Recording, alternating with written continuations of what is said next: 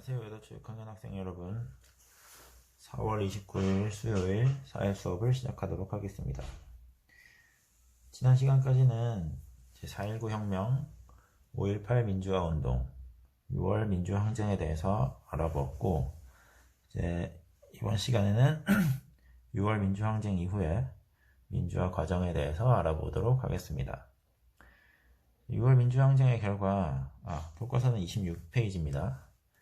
6월 민주항쟁의 결과 6.29 민주화 선언이 발표되었고, 그에 따라 1987년 제13대 대통령 선거가 직선제로 시행되었다.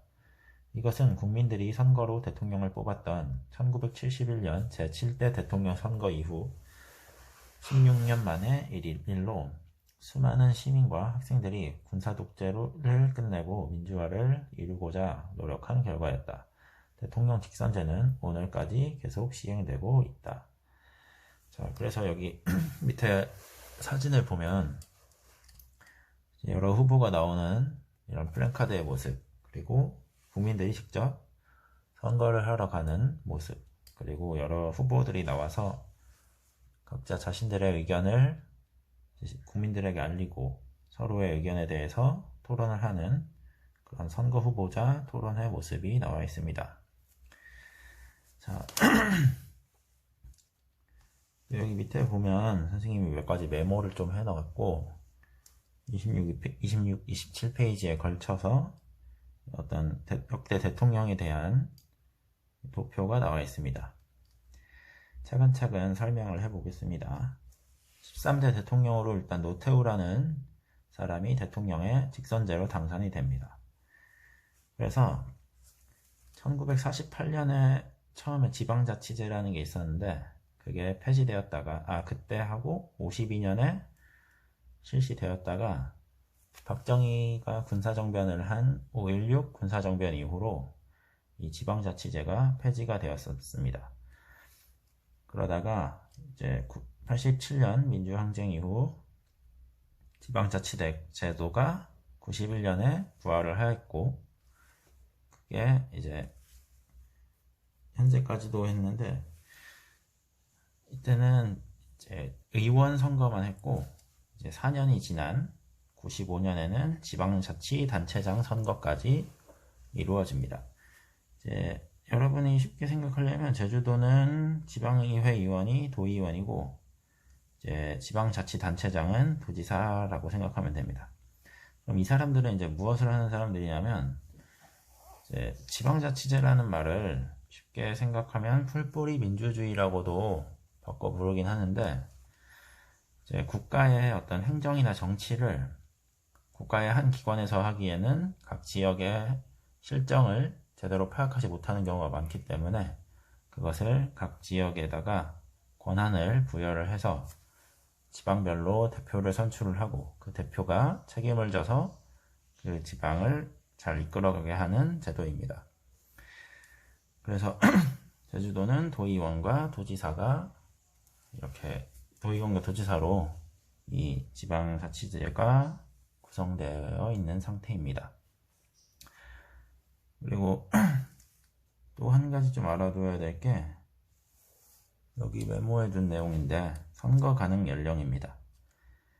이 책은 지금 이 책이 써지고 올해 법이 새로 바뀌었기 때문에 이 책에는 현재 만 19세 이상이 선거 가능 연령이라고 표기가 되었습니다. 근데 이게 아니고 올해부터 새로 바뀐 법이 만 18세 이상이에요. 그러니까 그 18세가 되던 해에 생일이 지난 사람이라면 선거를 할 수 있었던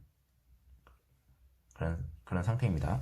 그래서 며칠 전에 있었죠. 그 국회의원 선거. 그때도 고3 학생들이라도 이제 4월 15일 이전에 태어난 학생들은 선거를 할 수 있었다는 것 알아두시고 여러분도 이제부터는 19세가 아닌 18세가 선거 가능 연령이라는 것 알아두시기 바랍니다. 자, 그래서 여기 보면 노태우, 그 다음에 저번에 얘기했던 노태우, 김영삼, 김대중 이런 인물이 있었죠. 이 두 인물은 노태우와 같이 대통령 선거에서 경합을 했었으나 이제 표가 양분이 돼서 둘은 처음에 떨어졌었고, 하지만 나중에 차례로 대통령이 되었습니다.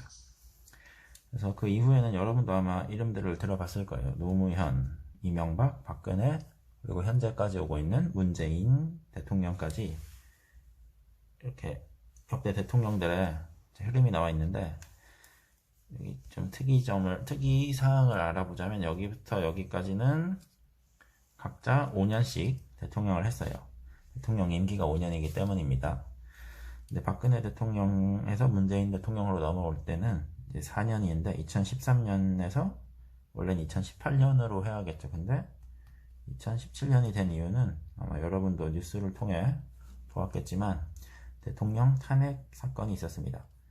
탄핵이란 말은 이제 대통령이 어떤 자질이 없다고 국민들이 판단을 하여 이제 시위와 요구를 해서 대통령에게 그 자리에서 물러나게 이제 했던 겁니다. 그래서 이건 법원에서 판결을 해서 결국 박근혜 대통령이 탄핵을 당하게 됐던 그런 사건이 있었죠. 뭐 최순실 사건이라고도 불리는 이 사건입니다. 그렇기 때문에 임기를 5년을 다 채우지 못하고 이제 중간에 퇴임을 했고 그 빈자리에 다시 대통령 선거를 실시해서 19대 대통령으로 문재인 대통령이 됐습니다. 그래서 이 흐름이 뭐 끊기지 않는다면 이제 앞으로 이제 17년으로부터 5년 후인 2022년에 20대 대통령 선거가 이루어질 예정입니다. 자, 이제 여러분에게 지금 이 정치를 가르치는 선생님이 한마디만 하자면, 이번에 4월 15일 선거가 있었죠. 근데 우리나라의 투표율이 70%가 안 됩니다. 이 말이 무엇이냐면, 국민의 이제 이번 선거에만 해도 66% 정도 이제 투표를 했어요. 국민의 3분의 2 정도만 투표를 했다는 말이죠. 그럼 나머지 3분의 1은 뭘 했냐? 투표를 하지 않고 쉬는 날이라고 생각해서 놀러 가거나 했겠죠. 근데 아마 여러분이 이런 우리나라의 정치 역사를 공부해보고 민주화를 위해 노력했던 사람들의 그 심정을 생각해 본다면 이건 좀 잘못된 행동이 아닌가 생각을 해요. 여기 선생님이 하나의 비교 자료를 갖고 왔는데, 기권표라는 게 있고 아예 투표를 하지 않는 그런 게 있어요. 기권표라는 말은 내가 어떤 표에다가 아무 후보도 찍지 않고 빈 종이를 제출하는 이런 걸 기권표라고 해요. 아니면 뭐 잘못 표기를 하거나. 근데 잘못 표기하는 경우도 종종 있지만, 기권표가 어떤 의미를 담고 있냐면, 이제 내가 뽑을 수 있는 후보 중에 마음에 드는 후보가 없어서 나는 당신들이 마음에 들지 않으므로 기권표를 제출합니다. 이런 정치적인 의사를 담고 있는 거예요. 근데 이게 어떤 뜻이냐면 후보들에게 경각심을 주는 거죠. 그러니까 만약 이번에는 내가 뽑을 사람이 없어서 안 뽑았지만 다음에 나의 뜻에 잘 맞는 후보가 나온다면 나는 그 사람에게 표를 줄 의향이 있다. 그러니까 당신들이 이번에 당선이 되더라도 긴장을 풀지 말고 끝까지 국민들을 위해 책임을 다해라. 이런 내용을 담고 있는 게 기권표입니다. 근데 투표를 하지 않는다는 것은 정치에 참여하지 않겠다는 의지를 드러낸 거예요. 뽑을 사람이 없더라도 표를 내야 합니다. 이게 의무적인 건 아니지만 내가 정치에 참여하고 있다는 의사를 후보들과 국민들에게 보여주어야 그 후보들이 올바른 정치를 하기 위해서, 국민들을 위한 정치를 하기 위해서 노력을 보다 더 할 것입니다. 하지만 정치에 참여하지 않는 이런 사람들에게는 이 후보들이 신경을 안 쓰겠죠. 어차피 얘는 내가 이번에 잘하든 안 하든 어차피 나를 안 뽑고 다른 사람도 안 뽑으면 이 표는 의미가 없는 거다 라고 생각을 할 거예요. 하지만 기권표는 내가 이번에 못하게 되면 이 기권표가 다른 후보에게 넘어갈 수도 있겠다, 이런 생각을 할 수 있기 때문에 이 정치에 참여하고 있다는 뜻을 밝히기 위해서라도 여러분은 선거가 가능한 나이가 된다면 반드시 이 투표를 하시기 바랍니다. 자, 말이 좀 길어졌네요. 아무튼 이제 27페이지를 보면 지방자치제는 1952년에 처음 시행되었다가 5.16 군사정변 때 폐지되었고 이후 6.29 민주화 선언에 따라 다시 부활했다. 먼저 91년에 지방의회가 구성되었고 95년에 지방의회 의원 선거와 함께 단체장 선거가 치러지면서 지방자치제가 완전히 자리잡게 되었다. 지방자치제는 지역의 주민이 직접 선출한 지방의회 의원과 지방자치단체장이 그 지역의 일을 처리하는 제도이다. 지방자치제를 실시해 주민들은 지역의 문제를 스스로 해결하려고 의견을 제시하고 지역의 대표들은 주민들의 의견을 수렴해 여러가지 문제를 민주적으로 해결하고 있다. 자, 여기 보면 이제 다시 시행되면서 그 기념사진을 찍고 있는 모습이 나와 있습니다. 그 다음 장으로 넘어가서 28페이지를 보겠습니다. 자, 교과서 속으로의 주민소환제라는 게 나옵니다. 주민소환제라는 것은 이제 여러분이 이 내용을 직접 읽어보시고 어떤 거냐면 이제 지역에서 뽑혔던 의원이나 뭐 단체장이 뭐 주민들의 의견을 제대로 반영하지 않고 이를 게을리하거나 뭐 큰 잘못을 하거나 했을 때는 다시 주민들이 투표를 해서 이 사람을 그 자리에서 물러나게 하는 제도예요. 물론 우리나라에도 이 제도가 있긴 한데 솔직히 말하면 이게 제도만 있고 그다지 시행되는 경우는 없어요. 그러니까 뭐 국민의 공분을 일으킨 사건, 그러니까 대다수의 국민을 이제 분노하게 만든 사건이 아닌 이상은 이 사례가 별로 없습니다. 그리고 절차도 좀 까다롭기 때문에 한번 당선이 된 이제 지방의회 의원이나 지방자치단체장들은 별로 이렇게 긴장하지 않고 이 제도에 의해서 물러날 것이라는 생각을 잘 안 합니다. 어쩌면 이것도 우리 국민들이 좀 관심이 없어서 이런 현상이 일어나는 것일 수도 있다고 생각을 해요. 그러니까 잘못을 한 사람이 있다면 이런 제도를 통해서라도 이제 물러나게 하고 다시 올바른 대표를 뽑는 것도 이제 좋은 정치를 하기 위해, 그리고 우리가 사는 지역을 좋게 만들기 위해 국민들이 기울여야 할 노력이라고 생각을 합니다. 아무튼 이런 제도가 있다는 것 정도 알아두시고 여러분도 나중에 필요하다고 생각하면 이 제도를 활용할 때가 있을 거라고 생각을 합니다. 아무튼 넘어가고 29페이지 보면 오늘날 시민들이 사회 공동의 문제 해결에 참여하는 모습을 알아봅시다 라고 나와 있습니다. 자, 여기 보면 촛불 시위 하는 모습이 나와 있죠.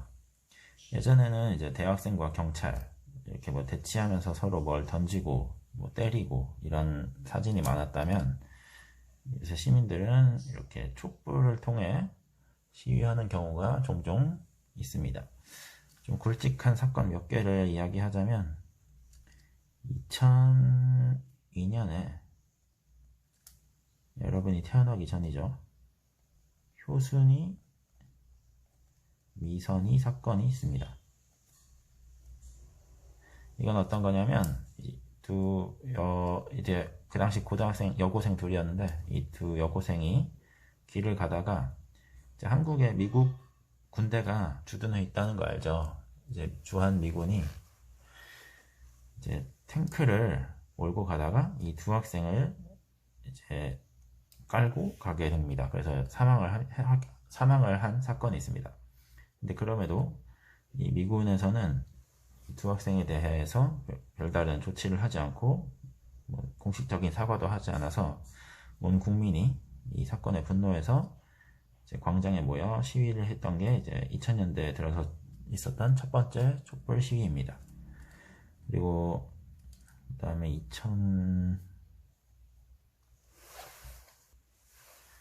2004년 이제 노무현 대통령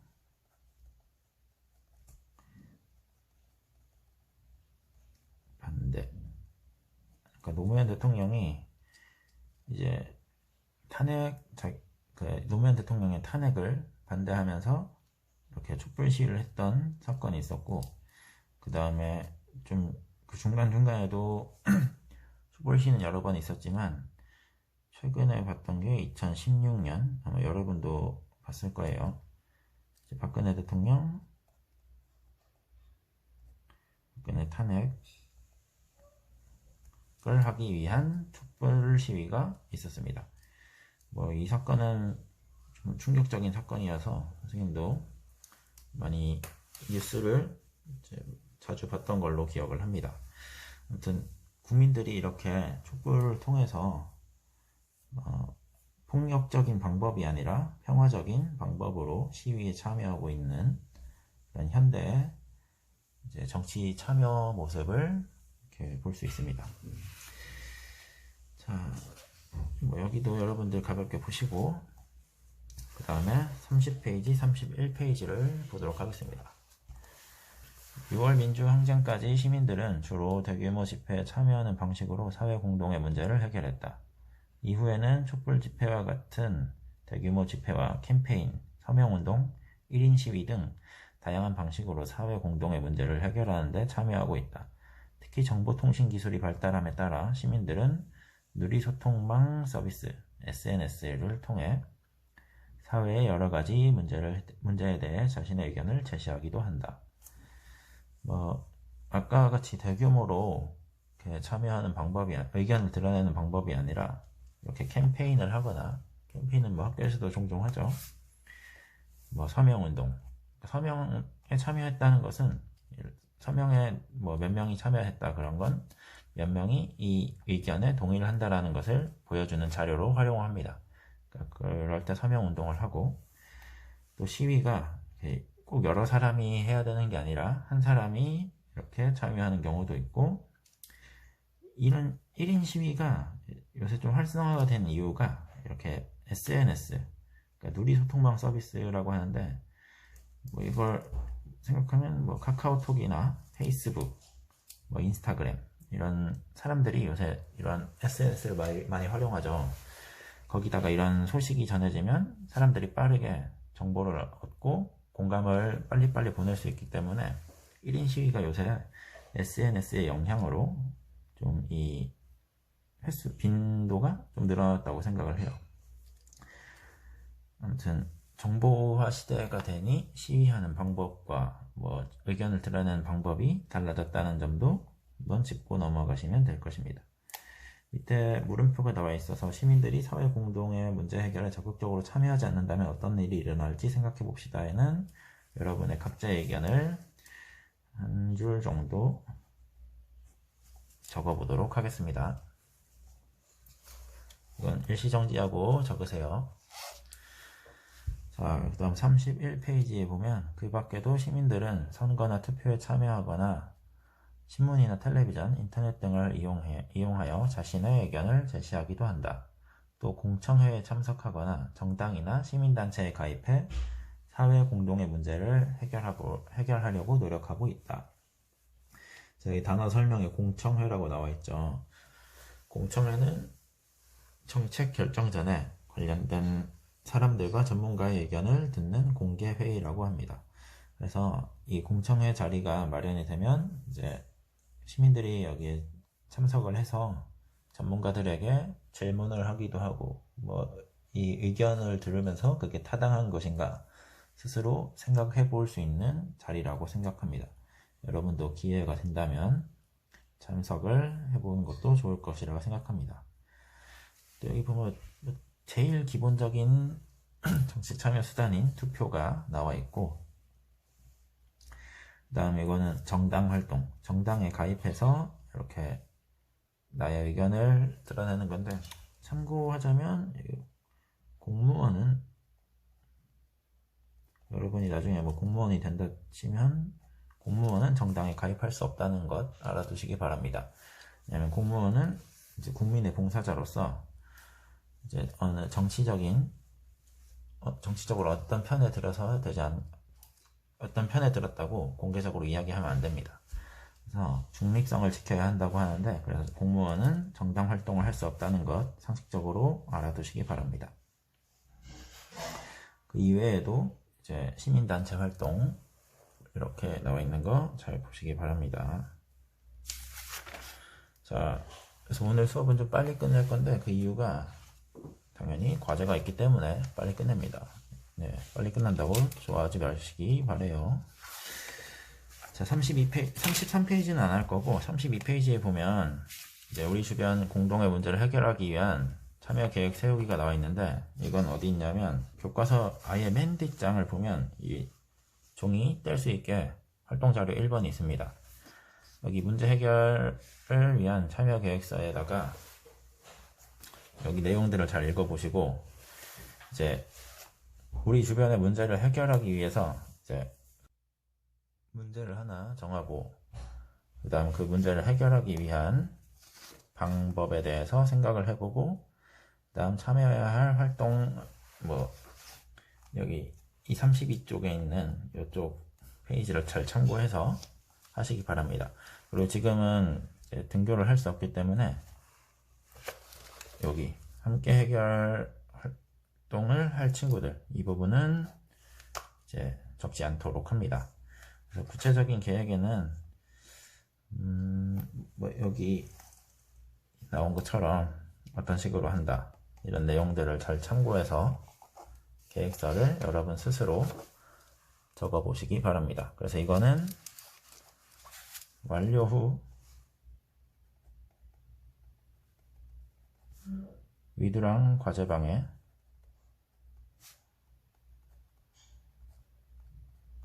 탑재합니다.